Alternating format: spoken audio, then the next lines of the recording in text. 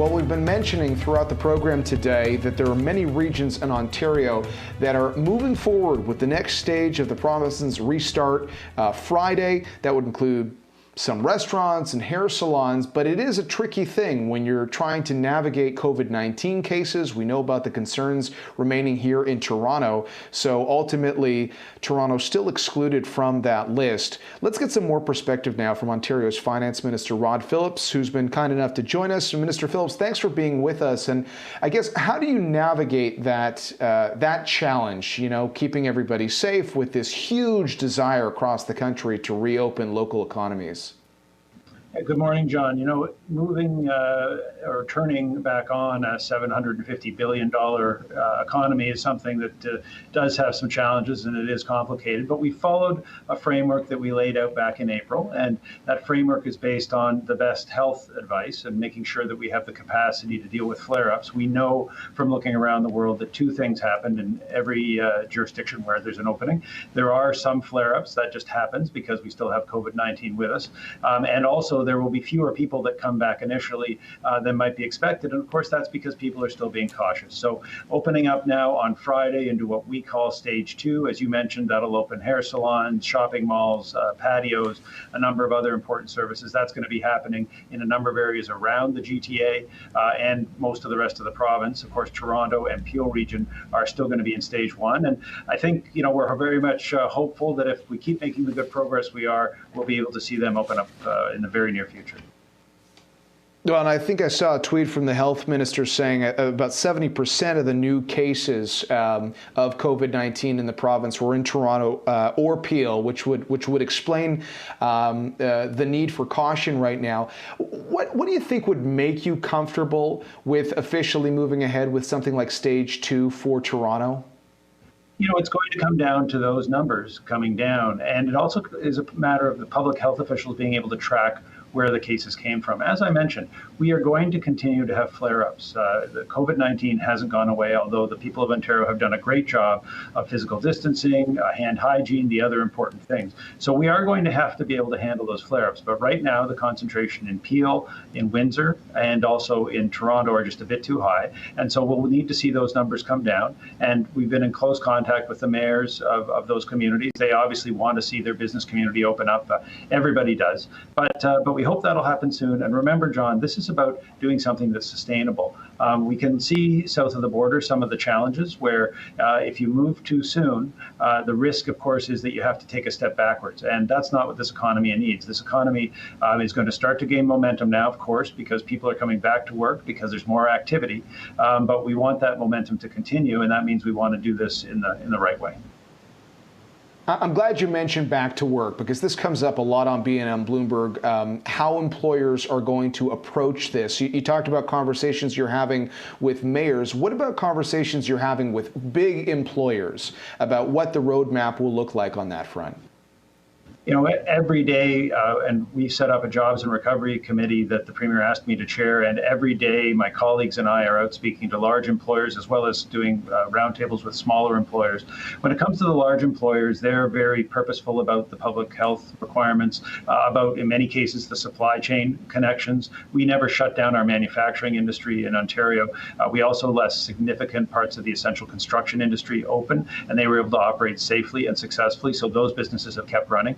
But for the larger retail businesses, for a lot of the other businesses that have had to slow down as a result, they're looking at the safety aspect of this and looking at what it's going to mean now to be operating in this environment for at least the medium term. This situation is not going away anytime soon. There's great advances being made in terms of treatments and eventually a vaccine, but we're all going to have to live with this. And employers are looking at how do I keep my employees safe and how do I make my customers confident.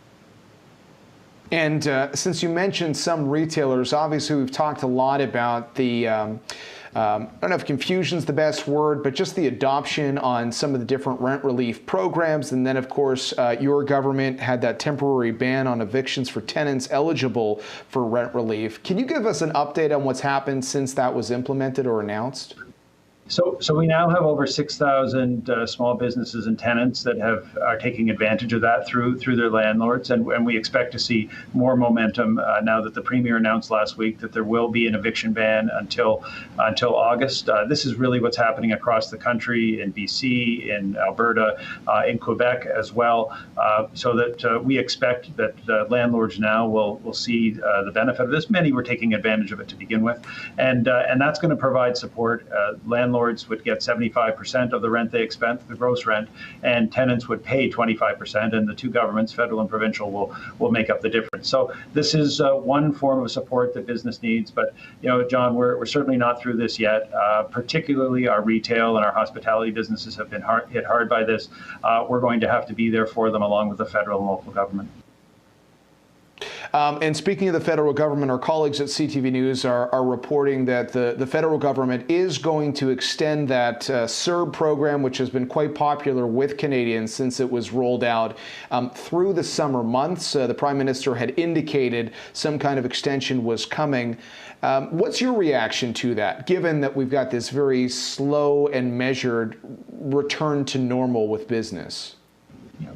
We have been supportive and encouraging of the federal government with the CERB. It's been vital for so many people in Ontario who, again, did what they were asked in terms of staying home, and businesses that said we're not going to operate. We've made sure, working with our federal colleagues, that it's been expanded to include sole proprietors and others that need access to it.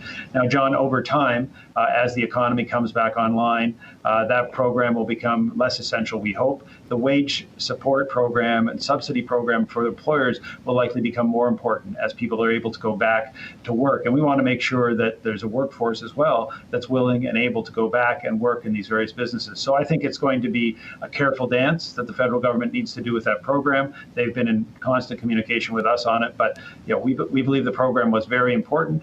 We obviously want people to be able to get back to their jobs as soon as possible, and employers want to make sure their employees come back. Everything has moved so fast these last few months. You never could have known exactly what program would have the kind of uptake, et cetera, and what the bill would be. But I think CERB's a great example of a program that more money has ultimately been spent than first thought, and then people start talking about fiscal pictures, and that's something that, at least in the province of Ontario, that's your jurisdiction. Saskatchewan had their budget this week. Can you give us a sense on how you're thinking about the fiscal framework? Any updates you might be preparing to provide to people in the province? So we provide quarterly updates. It's one of the commitments our government made. So I'll provide my next quarterly update in August. Back in March, we were the only government in Canada that came out with a budget specifically targeting COVID-19, so $17 billion of support. But we also pointed to the more difficult financial picture, our deficit. We were on track to balancing our budget, but a deficit that would be over $20 billion. And we wanted to make sure we were communicating with Ontarians about where we were going and how we were doing that.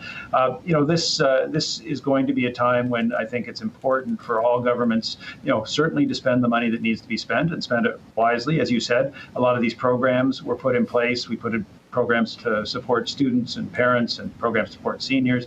Some of these will come in at the budget we expected. Some may be different, but it's important that we have those regular updates. People need to know where the government's finances are, because those finances are more important than ever, because they're underpinning this really important recovery effort. Yeah. Before we let you go, do you think the same is true for the federal government? We've reported at BNN Bloomberg that they have been talking about preparing an economic update at the federal level. Yeah, the difference, and I understand the reason why that might be advisable. I believe we're going to hear something soon from Quebec as well. I think you'll hear the various updates coming from provinces and the federal government. A long-term budget, a multi-year budget, is of course more difficult to put in place. We have plans by this November to have a multi-year budget. But again, I think it's just good to keep people in Canada, people in Ontario, up to date on the fiscal picture. People need to know that we're being careful stewards of those tax dollars, even as we spend a great deal to help with this recovery. The money is necessary and needs to be spent, but it still needs to be well managed, and that's our obligation as the elected officials. All right, Minister Phillips, thanks for your time as always, sir. Thank you, John. Take care. Rod Phillips, Ontario's Finance Minister, joining us.